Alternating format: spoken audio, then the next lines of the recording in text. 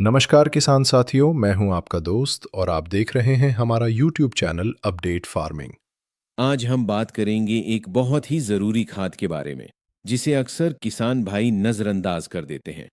लेकिन यही खाद आपकी फसल की ताकत, पैदावार और क्वालिटी तीनों को बदल सकती है। जी हाँ दोस्तों, आज का विषय है सल्फर खाद।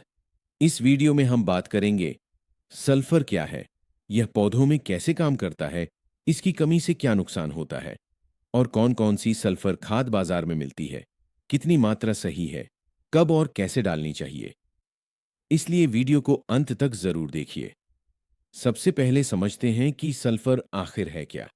सल्फर एक जरूरी पोषक तत्व है जिसकी जरूरत हर फसल को होती है। जैसे इंसान को प्रोटीन और विटामिन चाहिए, वैसे ही पौधों को भी पोषक तत्व चाहिए। इनमें तीन पोषक तत्व मुख्य होते हैं: नाइट्रोजन, फास्फोरस व पोटाश। और इनके बाद आते हैं सल्फर, कैल्शियम और मैग्नीशियम। किसान साथियों, सल्फर को सेकेंडरी न्यूट्रिएंट भी कहा जाता है, लेकिन इसका मतलब ये नहीं कि यह कम जरूरी है। असल में बिना सल्फर के पौधा पूरी ताकत से बढ़ ही नहीं सकता। अब बात करते हैं सल्फर के साइंटिफिक काम की। तो सल्फर पौधे के अंदर 5 बड़े काम करता है। पहला, सल्फर पौधे में प्रोटीन बनाने में मदद करता है। प्रोटीन मतलब पौधे की ताकत। अगर प्रोटीन नहीं बनेगा तो पौधा कमजोर रहेगा। दूसरा, सल्फर पत्तों को हरा बनाता है। हरे पत्ते ज्यादा धूप पकड़ते हैं और ज्यादा खाना बनाते हैं।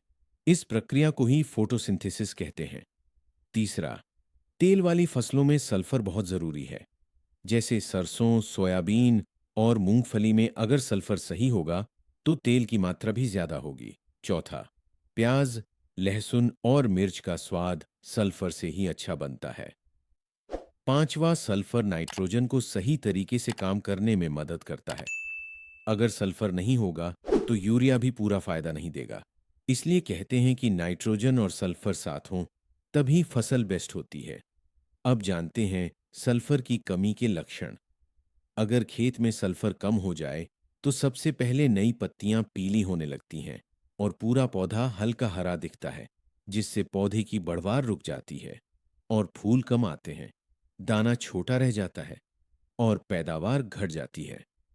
दोस्तों, एक बात का हमेशा ध्यान रखें, सल्फर की कमी ऊपर की पत्तियों से शुरू होती है, जबकि नाइट्रोजन की कमी नीचे की पत्तियों से शुरू होती है। यही सबसे बड़ा फर्क है नाइट्रोजन और सल्फर की कमी का। अब बात करते हैं किन फसलों को सल्फर ज्यादा चाहिए। तो सरसों, प्याज, लहसुन, आलू, मूंगफली, चना, कपास, सोयाबीन, धान और गेहूं जैसी सभी फसलों में सल्फर बहुत जरूरी है।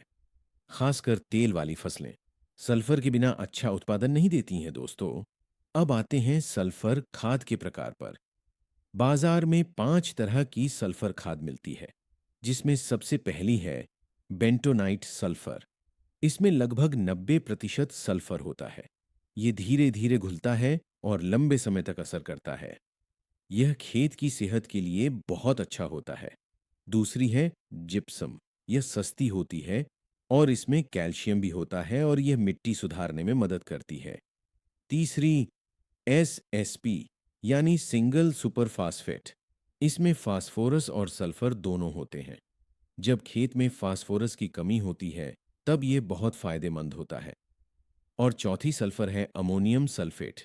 इसमें नाइट्रोजन और सल्फर होता है।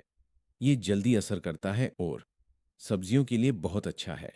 और पांचवी है एलिमेंटल सल्फर। यह शुद्ध सल्फर होता है। यह धीरे काम करता है और मिट्टी का पीएच कम करता है। इसके अलावा यह खारी और क्षारीय जमीन में यह बहुत फायदेमंद होता है। किसान साथियों, इसके साथ साथ सल्फर आपकी फसलों में फंगसाइड का भी काम करता है। अब आता है सबसे जरूरी सवाल, इसकी कितनी मात्रा डालें। तो सामान्य खेत के लिए बेंटोनाइट सल्फर 8 से 12 किलो प्रति एकड़ और जिप्सम 80 से 100 किलो प्रति एकड़। एसएसपी 100 से 150 किलो प्रति एकड़ और अमोनियम सल्फेट को 40 से 50 किलो प्रति एकड़ डाल सकते हैं। और अगर आप मिट्टी की जांच करा लेते हैं तो और सही मात्रा का पता चल जाता है। अब जानते हैं सल्फर कब और कैसे डालें।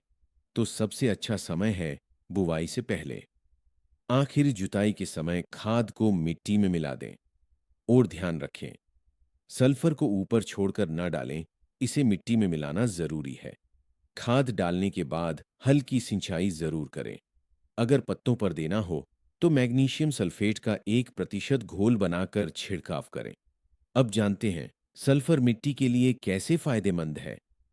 तो सल्फर सबसे पहले मिट्टी का पीएच संतुलित करता है, मिट्टी के अच्छे जीवाणु बढ़ाता है, अम्लीय मिट्टी को सुधारता है और टाइट मिट्टी को नरम बनाता है।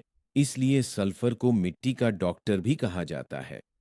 किसान साथियों, अगर आपको ये जानकारी अच्छी लगी हो तो सब्सक्राइब करें हमारे यूट्यूब चैनल अपडेट फार्मिंग को। और अगर आपका कोई भी सवाल है तो नीचे कमेंट बॉक्स में ज़रूर बताएं। धन्यवाद।